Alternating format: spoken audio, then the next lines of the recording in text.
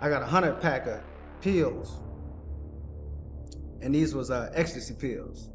And so I take these pills down to Miami, Florida, and by day 3 they did a pill count. Man, I was at 64 pills.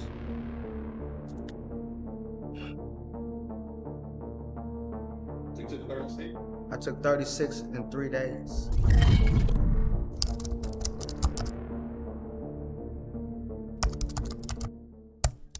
All right, so you're from Kentucky, not originally from Louisville. What brought you to Louisville?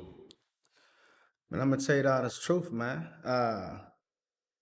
2002, I had a roommate in Young Hall. His name was Cam Bell. Cam Bell was from Cecil and Broadway, so they was always talking about the Kentucky Derby, and I'd never been to the Kentucky Derby. So while I was at Kentucky State University, I'm like, man, let's go down to the Derby, man. I had the short booty Cadillac, you know what I'm saying? It leveled out, had the little seedy detachable face. So I was like, okay, let me go to Louisville. And when I went, it changed my life because I seen people that looked like me in a metropolitan city in Kentucky. I'd never seen a city in Kentucky like this. It reminded me back home in Philadelphia or New Jersey. So once I got here, I seen the opportunity to connect with other young men that grew up like I did. And that's how I started here. Um, I would always come down on the weekends, go to O'Malley's. I would go to a little spot, you know what I'm saying, the Coles. I would go to, forgot the other names of some of these little spots, Phoenix Hill. Those So, clubs? yeah, these are clubs that I was attending because all my homies, we didn't have any nightlife opportunities in Frankfort, Kentucky. So we actually took the opportunity to go to Louisville because it was the closest city. And I wanted to go down there with people that had good credibility because Louisville's nothing to play with. And I'm intensely sick. Did you have fun when you came to Man, did I? I had too much fun. I made it back at 7:30 in the morning to grab some breakfast from the cafeteria to make it to my 8 o'clock accounting 2 class. You know what I mean? I had opportunities to go to University of Louisville to the Red Barn. But these are relationships that I still have with people to this day that when I walked into this building, he's a business owner. So I'm able to see those how we started from the bottom and now we here. So you look a little different. And I understand that you had like a big change in your life. And you know, when I met you, you were a little bit skinnier. So like you look a little different. So what transpired or what happened, I guess, in the last 3 to 4 years to to have you be like how you are now? No doubt, no doubt. I died August 15th, 2020. Um, from age 13 up to 36, I would use various substances. Started off smoking marijuana, um, weed, loud, grass, whatever you want to call it. That was a gateway for me. And it began as a social drug. It began as something I would get a sack and I would hold it all the way to the party on Friday. I got to college, other people also smoked. So it gave me the opportunity to find conversations and meet with people from Cleveland and Columbus and Indianapolis and California, all from connecting from smoking after class, smoking before class. Um, but it got to be a codependent because then if I didn't have that weed, I was upset. My moods would change. I'd be altered. I'd be quiet. But then when I know the sack was coming, I'm excited again. So of course, you smoking, you chase it with your black and mild, right? You gotta have that black. Then it got to a point where, of course, you drinking, you know, alcohol, beers, to also bring a different type of inebriation while you're intoxicated. Then it started getting into the pleasantries of when you're engaging in intercourse. You know, so I would felt like I needed these different substances to perform at a level for my self value that needed to be stroked because I wasn't getting the attention and respect in areas that really mattered far as my intellectual capabilities. Being that I handled myself well in school, you know, being an SGA. But what I did do, I felt like I performed good in relationships and interactions and intimacy when I was under these substances. So now I feel like I gotta do that in order to perform. I don't want her to talk about me. I gotta do that. And that was toxic because, toxic masculinity. I was seeking validation in the wrong places. So I was always one of those that be like, nah, I ain't with them E-pills. I ain't with Molly's. And during that time, the boys from Detroit, they was coming down with that pure strain. And one time I tried it. And man, it took me to the next level in different areas of my life, from performing sexually. Uh, the feeling I had of being numb and, like I was untouchable. I was getting to some money. Um, and that led to another thing. I started with cocaine. See, I had my boys from West Virginia. I ain't gonna stand on too much, but we was getting to it. And they would, hit me with this, take me with that. And I was supposed to be the one making moves, making plays. But I ended up trying it because, see, my pops was a functional addict. And so I grew up seeing my dad wearing Coca-Cola mink coats, taking me to Atlanta to hair shows, keeping all the pretty shit. He was knocking the free base in the 80s. So I was like, if my daddy did it and he's functioning, I can do it too. And I think that's where we go wrong. We see others in our environment function and look like they're having a good time, but we don't see them crying at night when the pack is gone, or crying at night when nobody else is around. So I tried the Molly, then I tried the cocaine. Next thing you know, I'm snorting heroin, trying that on the low. And nobody knows this about me because I'm still wearing a shirt and tie. I still look presentable. I still go get haircuts at the barber shop. I still got on $400 sneakers. I still got on chains. I still can represent myself and sit with other dignitaries. But I was sneaking and geeking, and it caught up with me because I started having impulsive behavior. And I'm working for Louisville Metro government as a micro business coordinator, where I helped over 180 businesses go into business in Louisville Metropolitan in 3 years. And 85% of them still have sustainability. But I lost myself one time because I'm at work off Xannies. I'm doing all this. I'm coming back from Jersey. I got the perks. I got the tabs.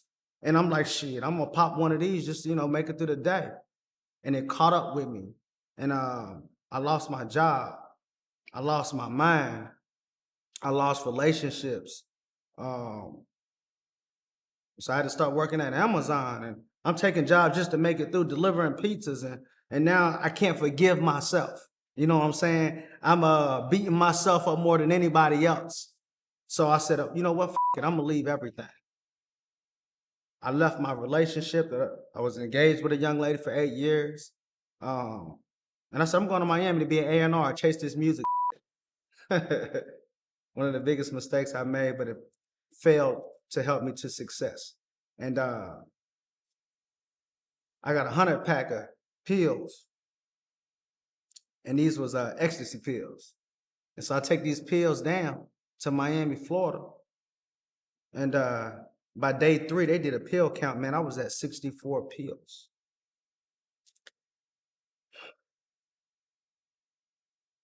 You took 36? I took 36 in 3 days. And I was still functioning, right? 2 pills for the average man, you good to go. I'm popping them like they Skittles because my body was so immune because I'm snorting cocaine. You know what I'm saying? So my body was already accustomed to that level of poison. But it was nothing but the grace of God that didn't allow me to flatline.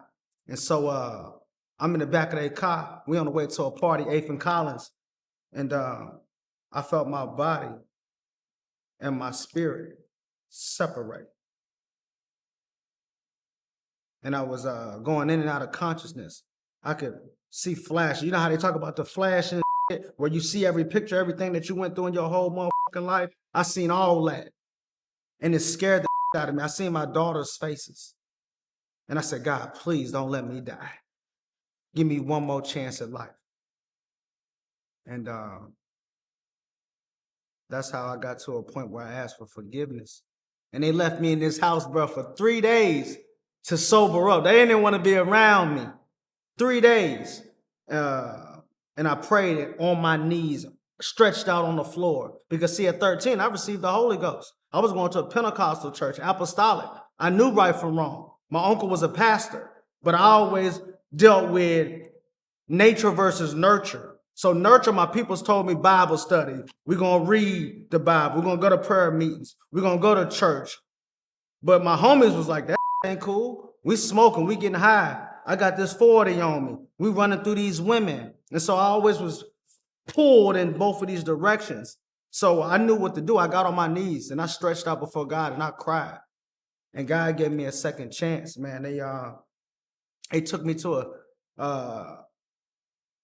a Greyhound station and tried to put me on the bus back to Louisville, but you know me, I wasn't going for that. You know what I'm saying? I was like, nah, I'm here for a job. And they was going to New York City. One of the guys was an artist and he was going to go perform at that point in time. And in my mind, I don't got no money on me. I don't got no cell phone. And I was like, I gotta get out this car. I gotta get out this car. So only thing I could remember was my father's phone number. And I called my father and I told him I was on 95 and was he at home? He said, yeah, pull up. I thought you was in Miami. Man, bro, they dropped me off and didn't even wait to see the door close. They pulled off. My dad seen me and the clothes I was wearing was a dirty t-shirt. You know, I got locks, you know what I'm saying? You know, they all right today, but at that point, they ain't been done in like 2 months. So, you know, I was rocking rough out here. And it scared my daddy to death. And he said, you can't stay here. I'm in my 8th year of sobriety. And I just now finally got a $185,000 home and you can't that up. So he took me to a psychiatric ward. And for the first time, I realized how my life was impacting other people. Because I had to spend my birthday in a psychiatric ward. I couldn't use pencils or any sharp objects. So I had to use markers to do crossword puzzles. I had to, you know, start to gain back my consciousness. I had to watch movies all day because we didn't have access to cable. My daughters called my dad. I was like, where my daddy at, man? Shit, we ain't seen him. It's his birthday. So I had to detox for 30 days, man. And it was very humbling having to have your father bring you underwear, having to have your father bring you socks and sweatpants. So for the first days, I had no clothes, so I had to wear what people left in the box. So I had to put on clothes, and I'm a fly motherfucker, you know what I'm saying? I like to wear that nice shit, but I had to learn just because I look good on the exterior, internally I was dying, I was decaying because of the different substances I was putting in my body was separating me from the God that was my creator. And so he had to reel me back in. And that changed my life, man. It changed my life. When did God like show up and then you actually just started following what he said do? Man, that's a great question. So I checked myself out of the third facility that they asked me to stay in. And I'm walking down Smyrna, Delaware with everything I own in a garbage bag. And it flashed before me. He was like, I still want to use you. I'm giving you content now. I'm giving you relatability. I want you to go back to the place where you started all this. And I'm like, what? Go back to Kentucky? I thought we was going to do something new. He said, nah, I want you to go back so people can believe in me because they knew you one way. And I want to show them how I got the glory in your life. I want them to see what I'm doing for you now because you're going to help somebody else. So I came back to Kentucky right after Labor Day. And I moved into a sober living house with other men. I had to share a bathroom. And I started working at Chewy Pharmacy, but God had to rehab it. He had to rehabilitate me. Like my brain was so fed up, I couldn't stand the mental capacity to do work that involved a computer. So I had to start off with just learning how to be on time. I had to learn how to be dependable again. I had to learn how to clock in and out of work because technology was steady advancing. So from that standpoint, um, I met this young lady, and God works through people, man. And she believed in me. She helped me with my technical skills. Um, she helped me apply for jobs because I had a master's degree and I was working below my purpose. So I started working with University of Louisville as a youth program coordinator. But he had to rehab me for a whole year. A whole year, God was giving me the ability to be able to take constructive criticism. Because, when you're using drugs, it's all about you. You self-centered. Can't nobody tell you shit. So God had to get me to a point where I could take constructive criticism. Um, and that was important. So I got this job at YVPRC and they paid me $50,000 a year. I'm like, damn, it's the most money I've ever made in my life.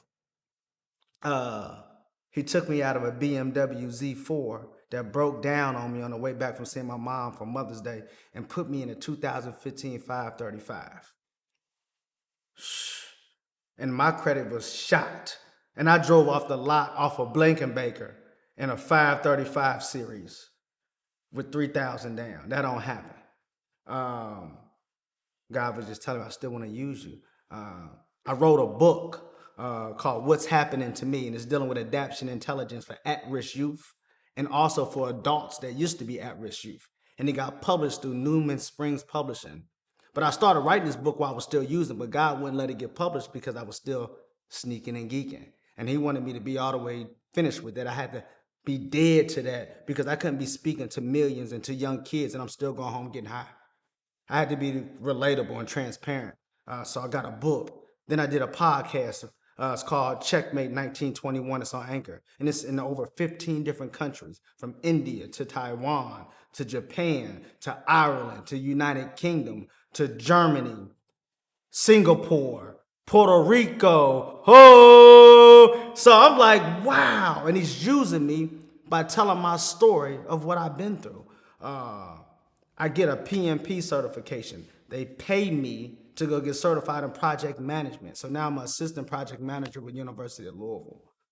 Not only that, I get a relationship with my kids. You know what I'm saying? I get a chance to take my kids to Gatlinburg for spring break.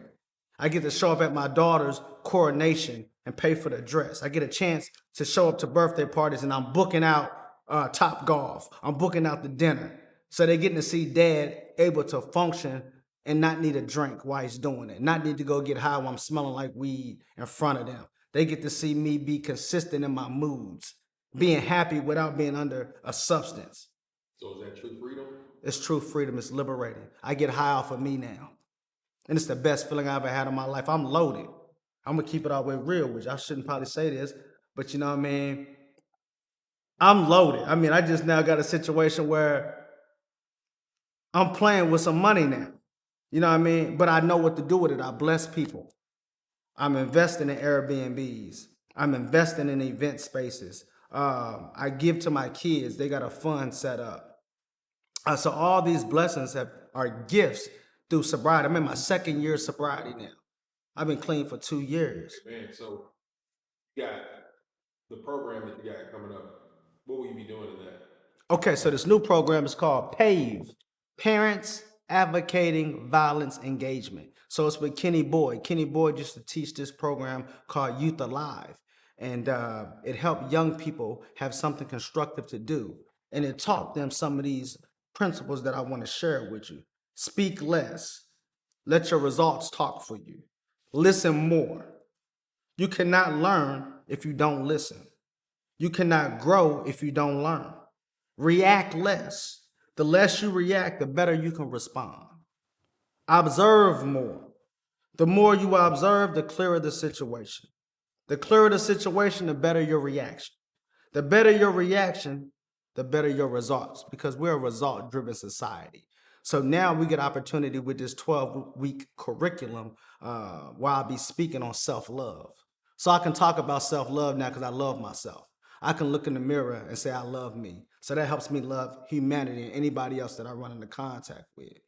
So this opportunity now is where I be helping parents who are dealing with their son that's still getting high and they don't know what to do. Do I put him out because he got the bag in his house? He's bringing in guns. I get to talk with different constituents in JCPS school system when they're trying to deal with the mental health aspect because the doctors can't prescribe this healing that we got. Educators can't prescribe it. It takes a user, an addict that came from that environment that can be relatable to these kids and let them see now what God is doing in my life. So if there was one thing that you could tell one of those kids or any addict that's wanting to stop, they understand that they put handcuffs on themselves, they really can't get them off. Yeah. Who what's the next step? What do they need to do? The first thing they need to do is fall on their face and ask God for help. That's the first thing, because they have to realize they're powerless over something greater than themselves.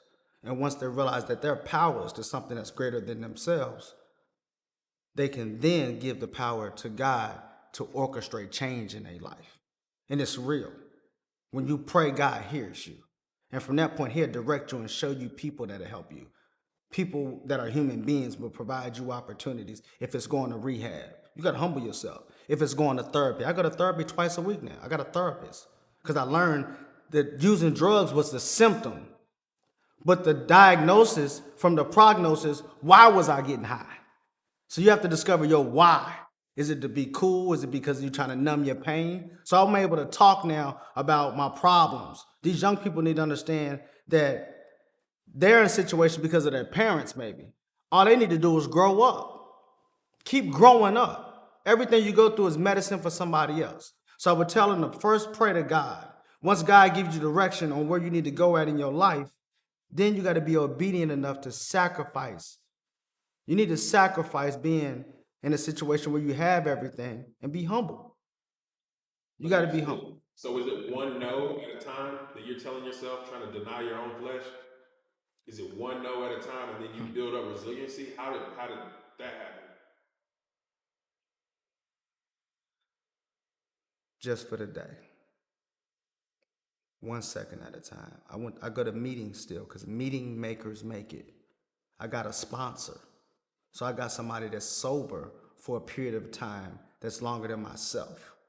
So they could allow me to vent about my urges, my desires. I had to hang around people that wasn't using drugs. I had to do step work. I had to take inventory on the people I've hurt and make amends. I had to take inventory on the things I lost in the process. The main thing is you just don't put one in you. I don't give a how mad you get. You lose your job. I done went to jail sober. I done had situations with my son where, man, my son, it's been a whole year since we've talked because I disciplined him in a way that his mom didn't approve of it. But I still ain't put one in me. You know what I mean? I done had relationships where I lost, but I still ain't put one in me. Amen. You know, so that's what it's about, just not putting one in you. Because you're going to continue to have ups and downs in your life.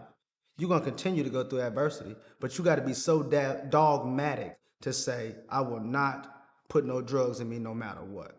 Because you understand the spiral that it took you in.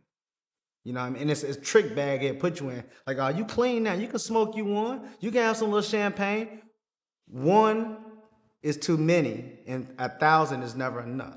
Because I'm going to drink till the bottle's gone.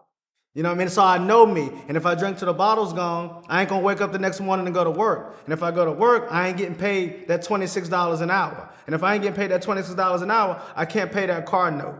And if I don't pay that car note, I can't get around. And if I can't get around, I can't get no money, then I'm going to lose my sober living place where I stay. So I see the snowball effect from one drink could cause me, and it ain't worth it. So I choose not to. And then I guess we can wrap with you have a business or you're an entrepreneur. So Yeah. tell me about your entrepreneurial journey or what you do in your business. I'm glad you asked. So my business is called 1921, and it deals with what happened in 1921 with Black Wall Street. So I teach people how to start and expand existing businesses. I teach them how to write a business plan, understanding cash flow spreadsheets, competitive analysis, market research. I also do motivational speaking. That's under my other LLC called What's Happening to Me. So I go into JCPS. I try to link with those in my hometown and speak to different substance camps for people who are still receiving treatment. Because I want to go back to the locations where I was in treatment and I heard somebody to come in and they spoke and gave me a hope shot. And they told me how up they was when they was inside of a treatment center, but they overcame it and now they come back. So I want to give back to the areas where I was sitting down at with an all gray sweatsuit on. And So those are the two businesses that I occupy at the moment. Lastly, tell us where we can find you, your socials, all that. You got it. No doubt, no doubt. You can check me out on Facebook if you're an old head. You can go to Facebook, Derek Mitchell. You can also check me out on Instagram, on IG. It's under Mula Mecca, Mulamecca.